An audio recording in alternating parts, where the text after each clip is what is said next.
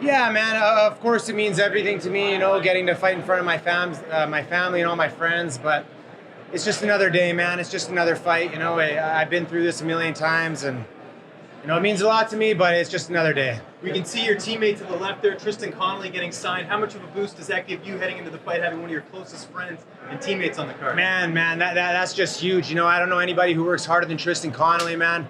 The guy, if anybody in Canada deserves it, it was him. So I'm pumped to have him. What did you learn from your last fight that you can take into Saturday? I learned that I can take a punch, and I learned that I have to finish chokes if I want to get those bonus checks. Did you know a lot about Miles Johns before this week? I didn't. I actually was in Las Vegas, and I was actually at the Contender show, and I watched him fight live. So I kind of had an idea of how he performed and how he fought, and yeah, I mean, I watched some of his fights after that, but I kind of had a feeling I was going to be fighting him. I don't know why, but I just kind of had a feeling, and here we are. Were you impressed?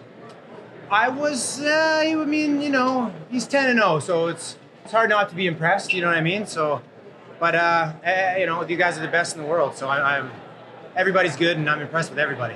Having a full camp, how much better has the weight cut been? Because you do cut. You're a big guy for bantamweight. Yeah. Last fight was on 3 weeks' notice. This fight I had, 2 or 3 months' notice. So weight cut has been one of the best it's ever been. I'm the lowest I've ever been. Usually I'm about 151, 150 around this time, and I'm out sitting at 146, so I'm feeling great. Where did you cross train for this camp? Because I know you tend to do that a bit, for your fight camp. Yeah, I travel all over the place, man. I'm constantly on the road. I'm at Revolution. I'm at Roll Academy. I'm at The Sound. I'm at Checkmat Vancouver. I'm at SFU Wrestling. I'm at Grindhouse doing strength and conditioning. I don't know anybody who works harder than me or drives more than I do.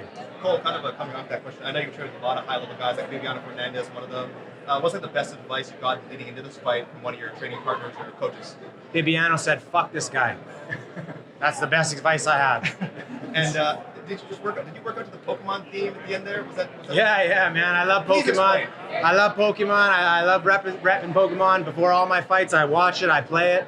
Takes my mind off things. I'm still a kid at heart. So. What does it mean to get an open workout? Because this is your second UFC fight, and obviously they're seeing the potential that you have, and the fan base. I think half of Squamish is here. Yeah. I mean, it's unbelievable, man. I can't believe I'm in a position like this. I don't know how the hell I got here. I don't know what you guys are all wanting to hear from me for, but here we are. So. How do you see the fight playing out on Saturday? Winner, chicken dinner. You don't see many fighters from British Columbia make it to the high level. Why is that? Why is it? Everything's changing. Everything is changing. We got Bellator fighters. We got ONE FC fighters. We got UFC fighters. We got PFL fighters. BC has stepped up huge. Before it was the East Coast in Canada. Now it's the West Coast, man. You guys are going to see a huge surge in talent coming out of BC and the west side of Canada. Are there a lot more opportunities coming up for BC fighters? Yeah, there's a lot more promotions. Rise has been stepping up. BFL is one of the main events. There's lots of promotions, so there's lots more opportunities. I feel like the fighters in BC, we don't get easy fights. The guys who want it, they climb the ranks and they have to fight each other. In the States, there's a lot of promotions. There's a lot of guys who aren't quite there yet, man. The guys in BC, if you're an undefeated fighter here, you're doing something well. Once again, you're the underdog in this fight. Do you like being in that role, especially being at home? I don't even think about any of that. Underdog or whatever. I mean, that means nothing. It means nothing. Well, right now there's a whole diverse bunch of UFC champions, but Canada is sorely missing on that list. Yourself aside, you mentioned all the talent coming out of the West Coast and Canada as a whole. Yourself aside, of course, who do you think is sort of in the UFC right now that has a great shot at being that future champ? In the UFC right now as a Canadian? Geez. There's a lot of good fighters coming out of Canada that are in the UFC right now. But to be honest, off the top of my head, man, I can't name any. Other than, like you said, besides myself. You know what I mean? Let's face it. I'm the next guy in line here, so I know I'm only 1-0, but we're getting there. We're climbing the ladder. What's the Coal Train? What's the Coal Train? Yeah. It's my first coach, Taekwondo coach. He started calling me the Coal Train. It just stuck.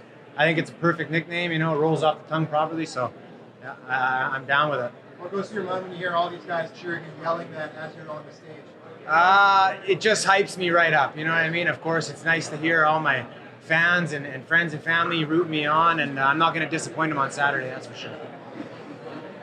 Okay, guys. Awesome, guys. Thank you. Thank you very much. All right.